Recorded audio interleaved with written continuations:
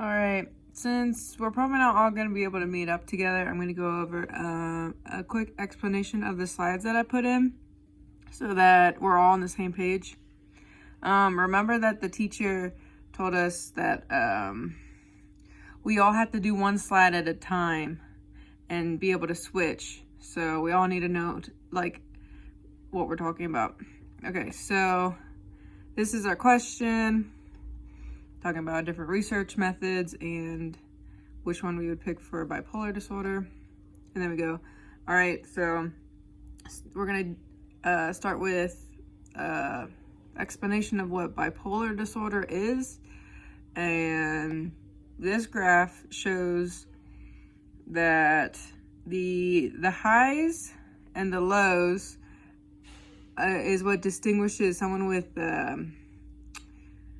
bipolar disorder. And what it's called, the highs are called mania, which you can see here, and the lows are called depression.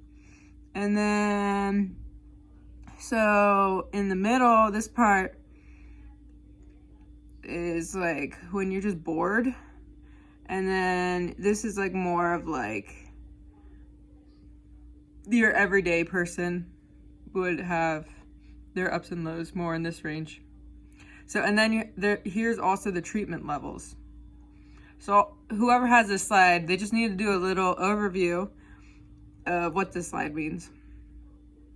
And then the next slide, this shows all the different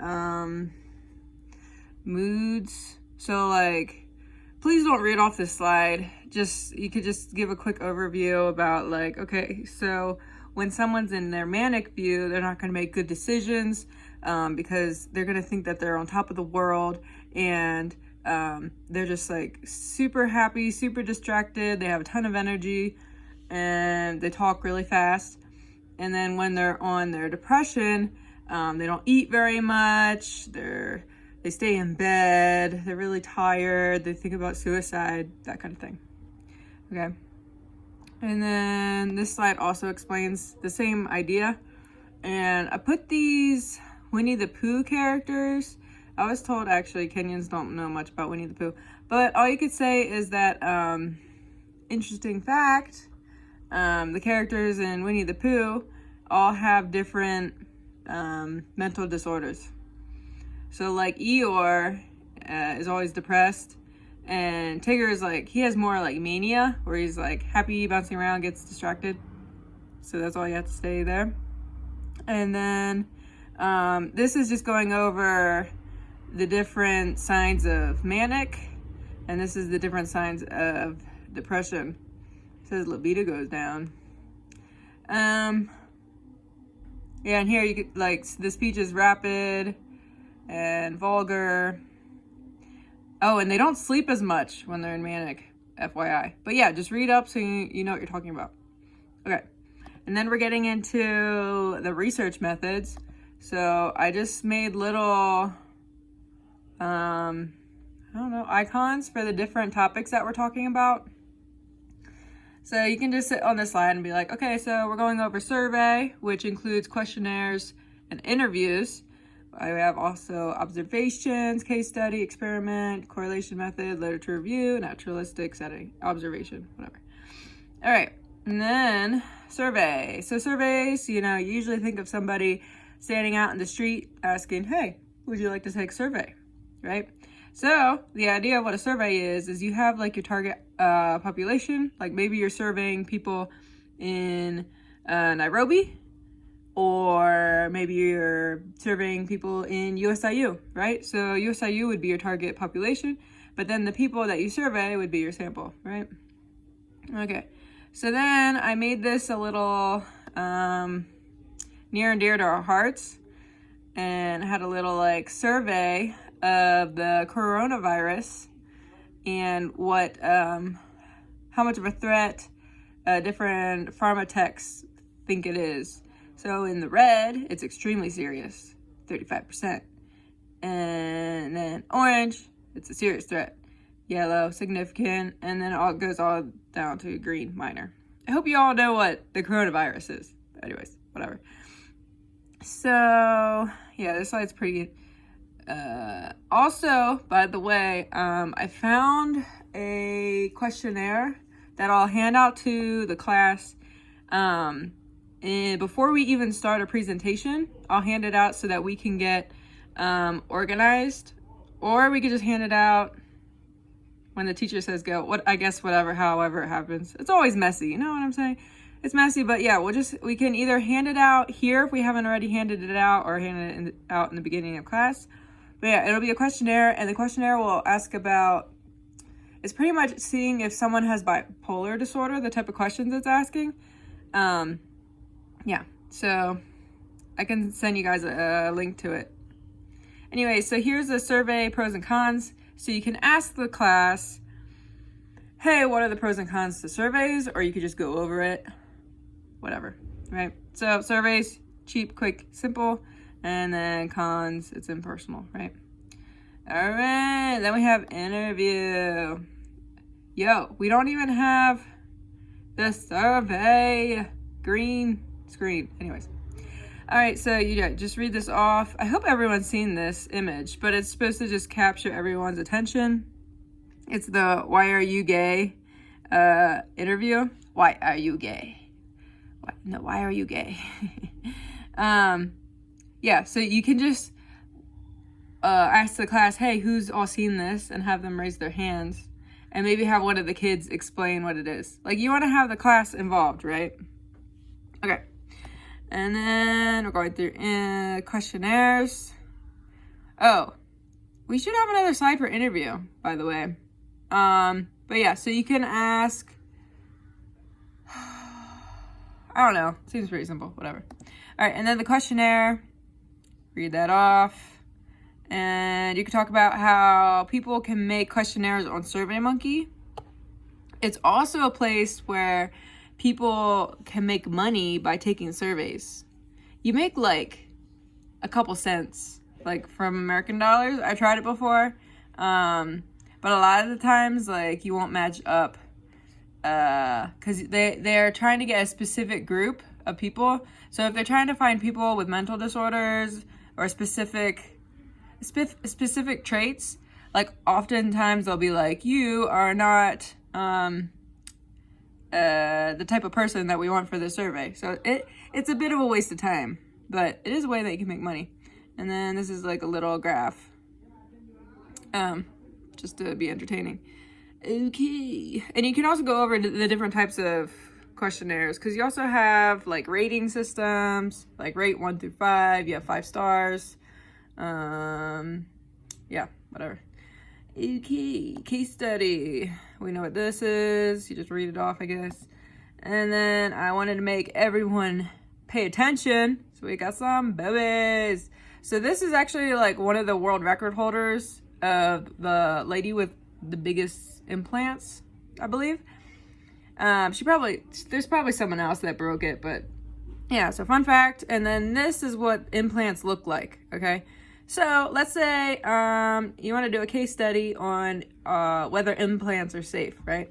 So you would have to find somebody that's gotten implants and maybe is complaining about it being sick, because next slide, these are some of the symptoms of having breast implants, okay? And there's like a whole Facebook page full of thousands of women that have breast implant or implant illness. Yeah, so, and there's like a lot of articles about it too. So, and by the way, I know like here in Nairobi, there's not very many people that have breast implants, but it's like a big thing in the US, and I'm sure like around the world. You know how people, they see women on magazines and they feel like they have to look better. Also, I know here in Kenya, like, guys are more butt guys, but or ass, they like ass. I'm sure you could say that in class. But in like white guys, apparently they like boobs more. I don't know if you guys are gonna have the guts to say that. But anyway, so there's more of a drive to have some big knockers, right? So that's why girls get breast implants. So this girl, is like one of the people that you could have a case study on. And she got breast implants, but she got sick. So she has like a YouTube video talking all about it. And here, this is when she got, it might not have been her, but this is an image of someone that got their breast implants taken out. And this is scar tissue around it, showing that the body was fighting it. So it's probably not healthy. But yeah, so like that's one instance of how you could do a case study. You could just talk to this girl and go through her whole journey. You could ask her questions about why she wanted to get the breast implants, what age she got them, how long it took her till she got sick, what made her decide to finally to get them taken out, how does she feel now, does she feel healthier now? Yeah, so those types of questions. Okay, and then my second example for case study is, I bet you guys haven't seen this, but it's called Super Size Me. And so this is, I think it's pretty well known, at least where I come from. But so it's about this guy that eats McDonald's. So McDonald's is known for not having healthy food, right? And so he eats McDonald's for, I think it's a month, and he wants to see how it changes his body, right? And then this graph shows how fast food has just gotten bigger and bigger over the years, which is causing obesity, right? It's causing a lot of Americans to get fat. Okay, so then this slide just shows that he gained weight over 30 days, and it shows what the national average is in the US. So someone that's even fatter. And the reason people eat fast food is because they don't have time. And it's cheap. In the US, fast food is cheap compared to healthy food, which is the opposite here. Healthy food is cheaper. You guys are lucky, just letting you know. Okay, observation, yay. Okay, so this, I hope you guys can observe that the owners and the dogs look similar, right? So you could be in a park and just observe this, right? You wouldn't have to get in anyone's way. But yeah, like, Americans really get into their pets. They like the dogs stay inside. They get like these fancy meals. They go and get like their nails trimmed and special medication and stuff. I know here the dogs, like, it's survival of the fittest. Like, if the dog gets worms, it's like, okay, your dog's dead, right? The puppies, like, anyways, cool, whatever. So, and then you'd be like, hey, you guys see similarities? It's pretty interesting, right? And then you could be like, you want to see more dog and people pictures? I got you. More dog and people pictures. Dog lookalikes. Anyways, so, and then there was a lady that did an experiment. Right, we're getting into experiments where she paired up owners of dogs and their dogs. And she got like multiple matches, and she had people pick out which were the pairs, like the owner and the dog, right? So from the experiment, it was found out that most people could figure out, I don't have it here, but the majority of people could figure out the owners by looking at the eyes. So if both of their eyes were covered up, then they would have a really hard time figuring out the owners. But as long as they could see the eyes, for some reason, they had a pretty good chance of finding the owner. Anyways, whatever. So then I'm doing the same type of experiment with the class. So whoever has this slide, pay attention. Okay, so pretty much on this slide, you're trying to find the owner and the dog, try to match it up. So you want to be on this slide give them like 2 minutes, right? And tell them to write down which ones are which ones are pairs, right? So here, I'll give you an example. So like this beefy guy, Beefcake over here, his dog is this one over here. You see it smiling? So they're a pair. Anyways, you can have people raise their hand and guess, okay? And then write it on the board. I actually have a dry erase marker, so I can bring it to class and we can write them on the board, okay? This is really important to me, guys. I put work into this. Okay, so yeah, write like, I would say like 5 examples on the board and see how well the class does. And then we can go over how well they do because these are the pairs, right? Cool. All right, guys. We're like, what, halfway? Okay. So then next we have observation or experiment. So here you can ask the class, for one, have you seen, what is this called? Reality TV. Reality TV. This is what you got. I don't know. Do you guys have like a Kenyan version of reality TV? Like a dating show or something? So like, yeah, so you can ask the class, hey, is this an observation when you're watching the TV? Or are they conducting an experiment? Just a little idea. You guys don't know what Survivor is?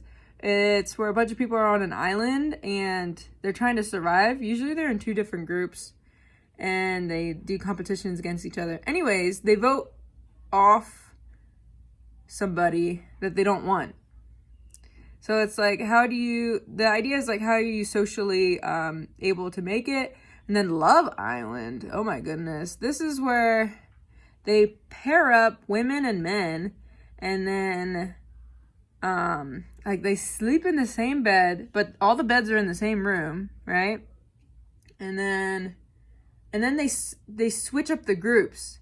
So I think it's like the women, or maybe they're all grouped up first, but anyways, like later, like the men are able to pick which girl they want to be with, so then they have to be in those couples. But of course, like it feels like their ex because they were just in another, and anyways, it causes a lot of drama. And then like they'll bring in like a new chick, and you know how people are when like there's someone new and hot that they haven't seen, and so like they're like, ooh, I want to be with her, and then the girls will get jealous, right?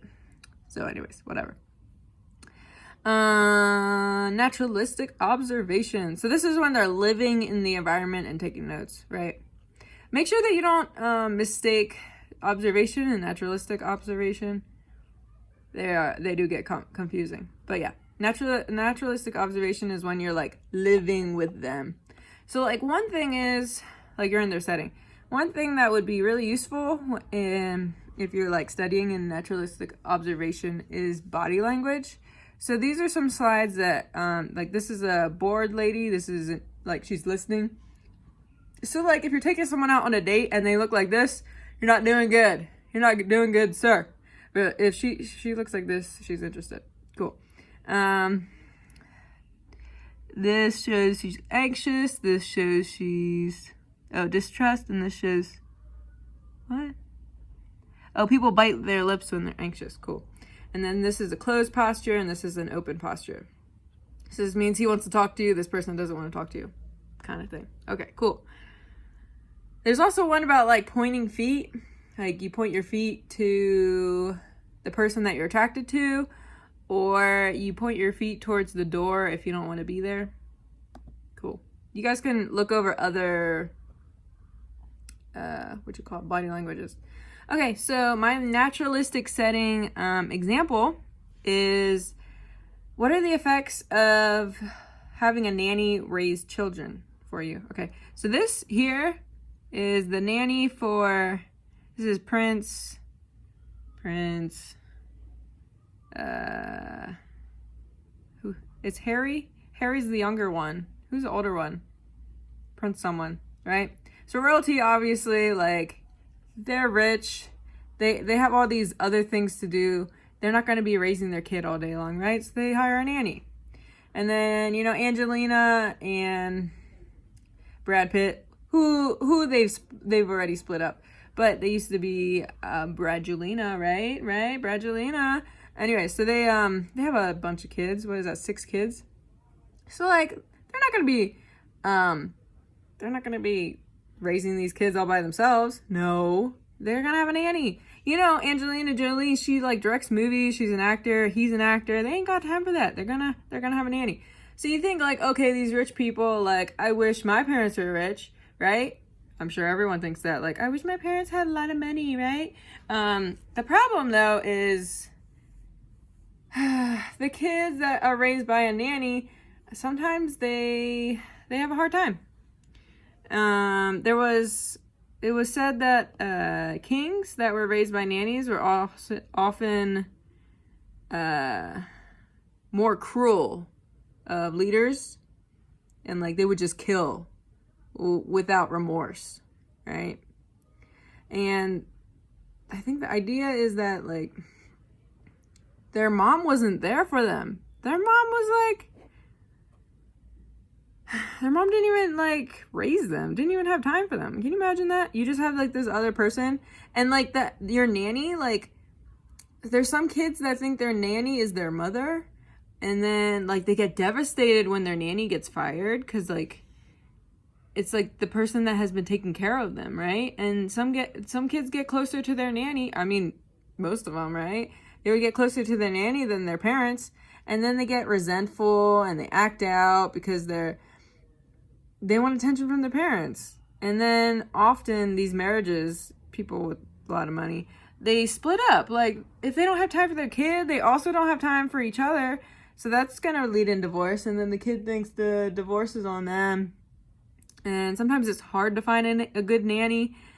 Sometimes the nanny's a bad person. Anyways, so yeah, if you wanted to study the effects of having a nanny, I think a case study would be really good, because then you could just hang out with the nanny, or you just hang out in the house and watch the nanny and the kid and the parents when they come home, and like how they interact.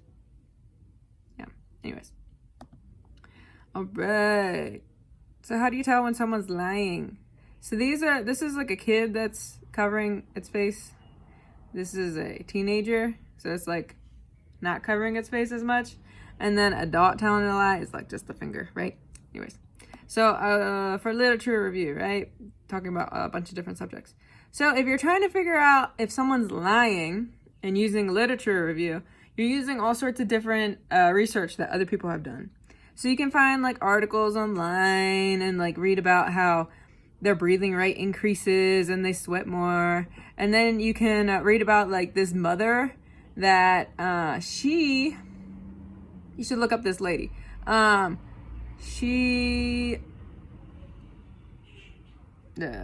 give me a second. She killed her children. She shot her children, and then she drove them to the hospital, right? So in this interview, she's talking about how she drove her kids to the hospital, and her daughter's like, "Mommy," and her daughter has blood all over her, right?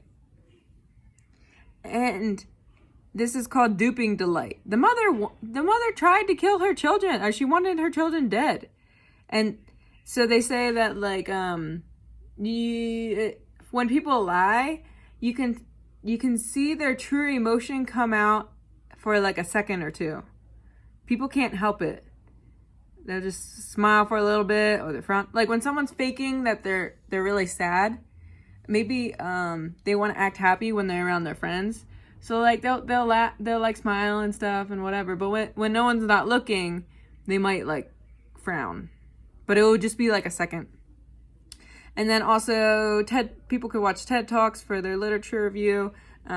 These are usually experts that are talking about a particular topic, and they're experts in their field, so they know what they're talking about. You can read some books, The Truth About Lying. You could look up statistics on people that gamble, because like you're lying, right? Because you have to pretend that if you have a good hand, you want people to think that you have a bad hand, or just not let people read you at all, right? Okay, lastly is correlation. Okay, cool. So yeah, lastly is correlation. I'm actually learning about correlation in my math class. There's a mathematical way that you calculate correlation. Anyways, so here's one example. You're probably gonna have to read from this slide. So a researcher finds that students who have more absences get worse grades. So you can ask the class, hey, class, do you think that if the people with more absences have worse grades? You'd be like, yes, no, huh? Anyways, so this is, you would just like find the data and then graph it. And then you would see, is it the absences that cause the bad grades, or do the bad grades cause the absences, right? You got to see which one's the independent factor and which one's the dependent factor. And I put the definition here. So correlation method involves looking at the relationship between two or more variables. Okay, so you also have, it's either a positive correlation or a negative correlation, right? So in this graph, a strong positive correlation, you can see like it's right on the line, right? And then this would be like a strong negative correlation. But a weak positive correlation, it's going up, but it's like very scattered. And then here you can see it's like no correlation. You can't draw a line with that, right? And then here's the graph. So 0's right here. This is -1 to the side. This is 1 over here. So no correlation at 0. And then you start getting into a positive correlation. Once you're at like 0.5, you're at like moderate.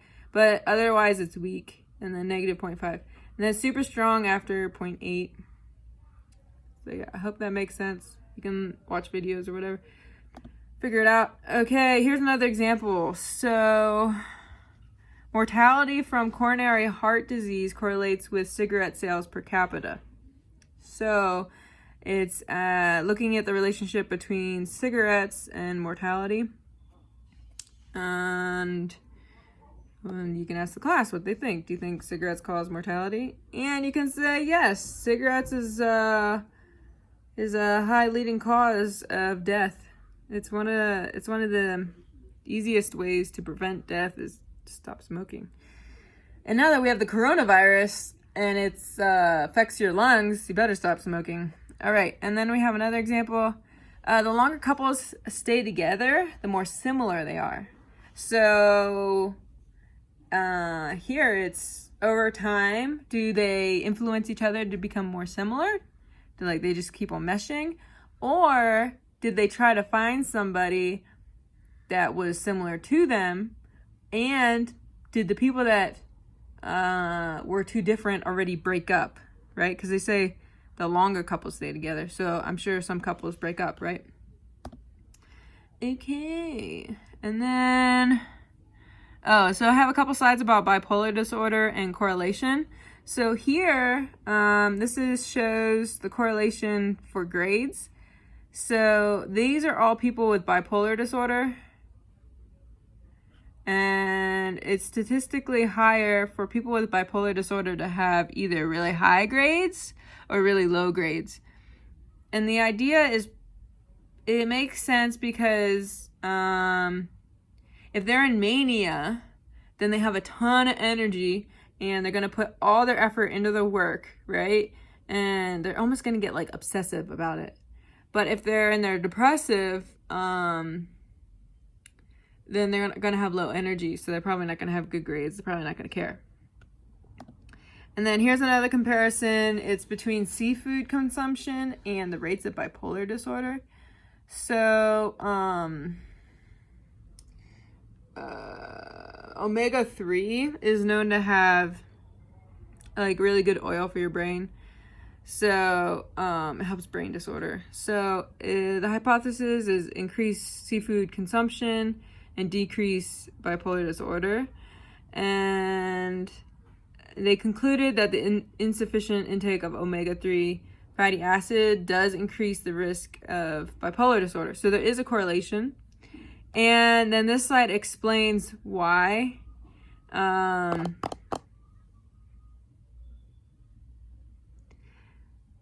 pretty much it's healthy to eat omega-3, and it lowers depression. Right here. So it lowers depression. Anyways, so I hope you guys enjoyed and understand this better. If you have any questions, please let me know. I hope we do really well.